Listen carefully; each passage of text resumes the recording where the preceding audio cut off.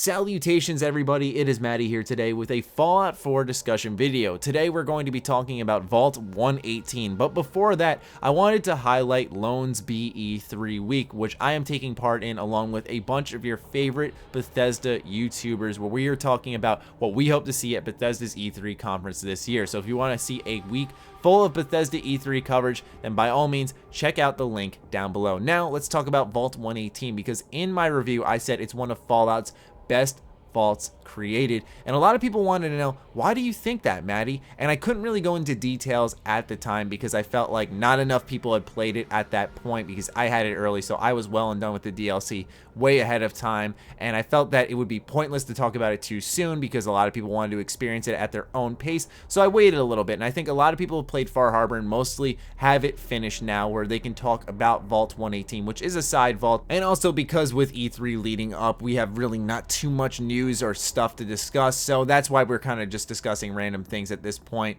until E3. Regardless though, ladies and gentlemen, how about that Vault 118? Why do I like it so much? It's so different from any other vault we've experienced. Between the habitat, the idea behind it, normally it's the social experiment that's gone horribly wrong, everyone's dead, ambient music's creeping you out, all that stuff is usually there. But in this one, things are quite different in my opinion, because you have robots, you have the RoboBrain, you have Mr. Handies, you have all these robots flying around doing their thing, and most importantly is you're solving a murder mystery here. It's so crazy that they're really bringing that detective part of you in this vault, and I absolutely adored that. I am personally a fan of Fallout 4's combat. It's a great first-person shooter, but I really enjoy solving problems with my words, and I really like how Fallout 4 did that here in this DLC, because I thought it was so cool how you actually had to narrow it down yourself and make the deduction yourself. The game really didn't hold your hand too much in this investigation, which I really appreciated. It was about finding the evidence yourself. It wasn't about following a bunch of quest markers and calling it a, quote, investigation. We've seen so many investigation type quests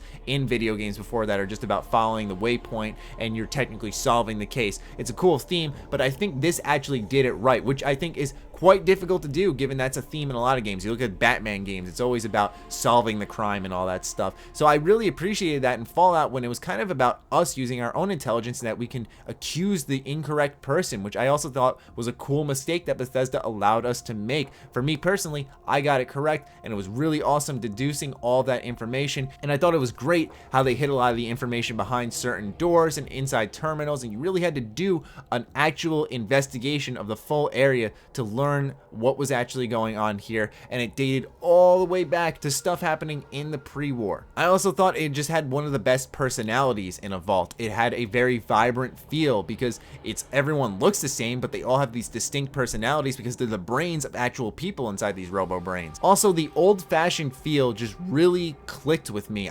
There's something about it when I walked in and saw the stage. I actually kind of thought of New Vegas in a very, very odd fashion.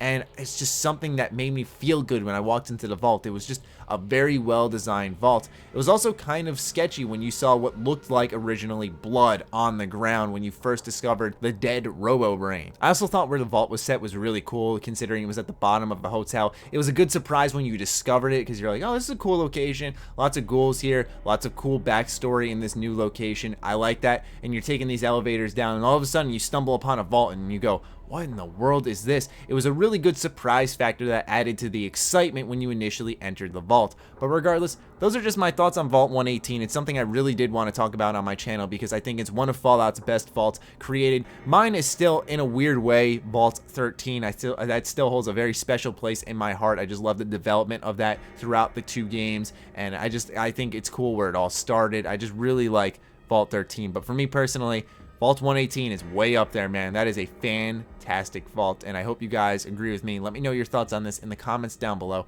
Other than that, be sure to follow me on Twitter, like me on Facebook. The links are, as always, in the description. Check out SugarBomb.com, the place by Bethesda fans for Bethesda fans. Other than that, stay sexy, stay active. I love you all. Peace.